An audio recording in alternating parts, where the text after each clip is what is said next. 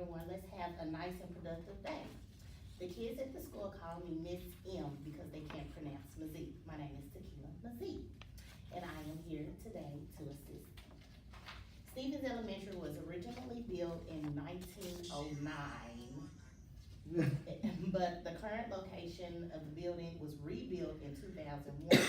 I've been actively involved parent since 2010 when my first child was enrolled. Today I am going to tell you about my service learning experience. The school has an estimated amount of 365 students enrolled from grades PK3, meaning 3-year-olds, to 5th grade. I was able to meet, greet, and interact with variety activities with students and staff. First, I am going to tell you about how I got my day started with the service learning experience by meeting the students and staff. My main point, I completed my service experience at a Little Rock Stevens Elementary. Do you remember the first day of school, being excited, nervous to meet your instructor and classmate? The mission of the organization, according to the Little Rock School District.org, emphasized a few key ideas.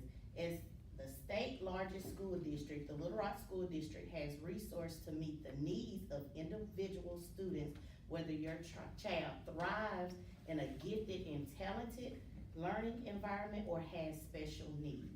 Little Rock School District provides a welcoming, nutritioning, educational atmosphere for all students.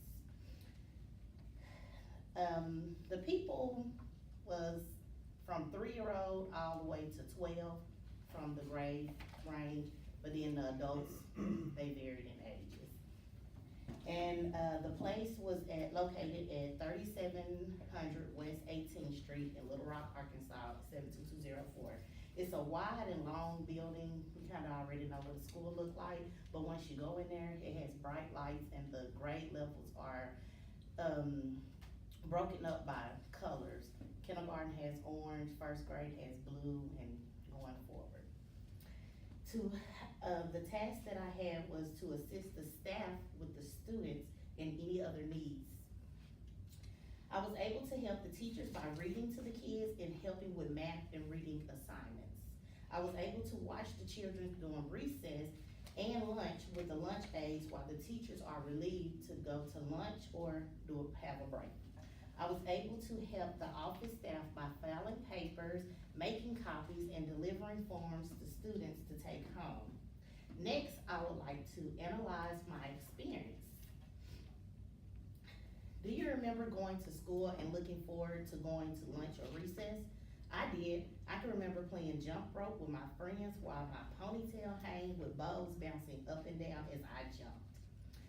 The relevant communication principle is communicating involves both verbal and nonverbal messages.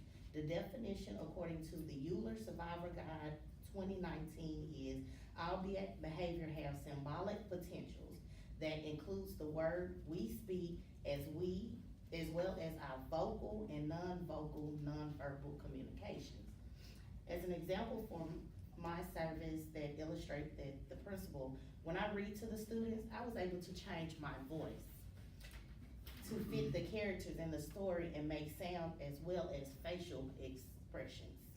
My examples illustrate the principle because I was able to communicate with the kids to keep them entertained as well as read educational grade level books. The first communication concept is understanding.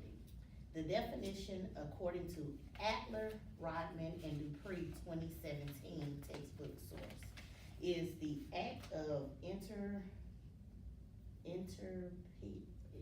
a message following synthetic, sematic, and pragmatic rules. I know I probably messed it up. An example from my service that illustrates the concept.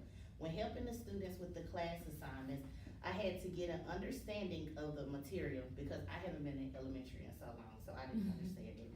So I had to get an understanding of the materials in order to help the students be able to understand so they can get their answers correct and also show their work.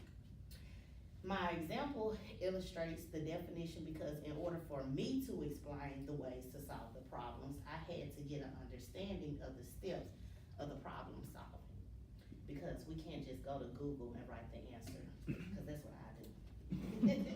The second communication concept is mindful listening.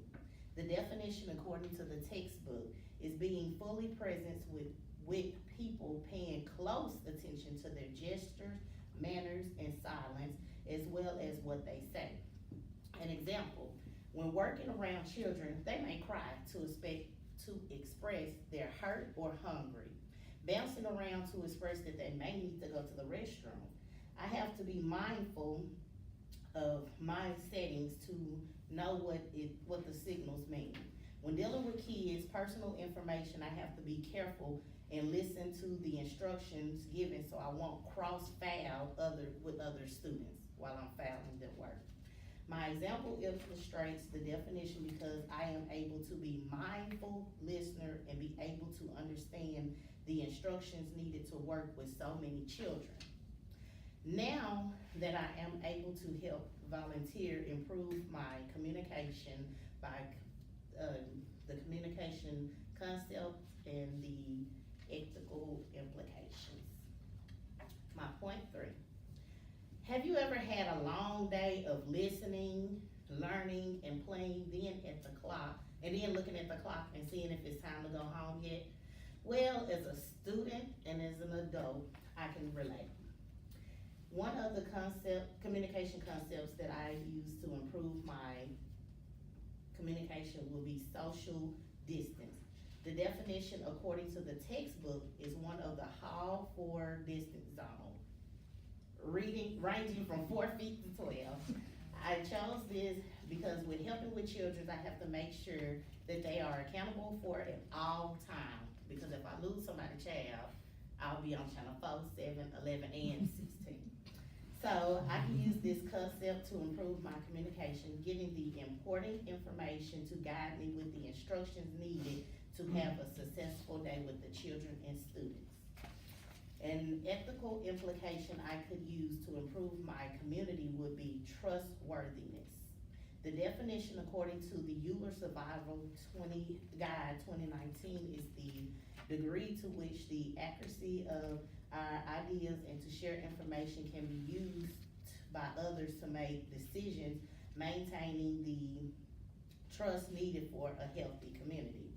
I chose this based on my service experience because the building trust from the students and the staff, I could get their trust to come back in the future to have a positive impact with them. I can use the implication to improve my community by getting the trust that I can be trusted to do many other activities with the school. Finally, I hope you were able to understand my service learning experience with the students and staff at Stevens Elementary. Today, I had the chance to tell you about learning experience at Stevens Elementary.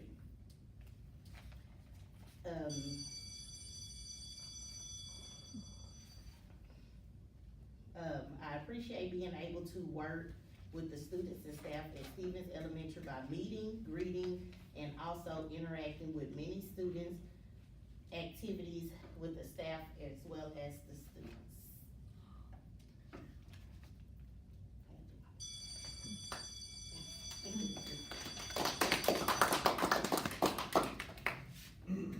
I went there too. Like Mr. Carlisle. Oh, no, no, no.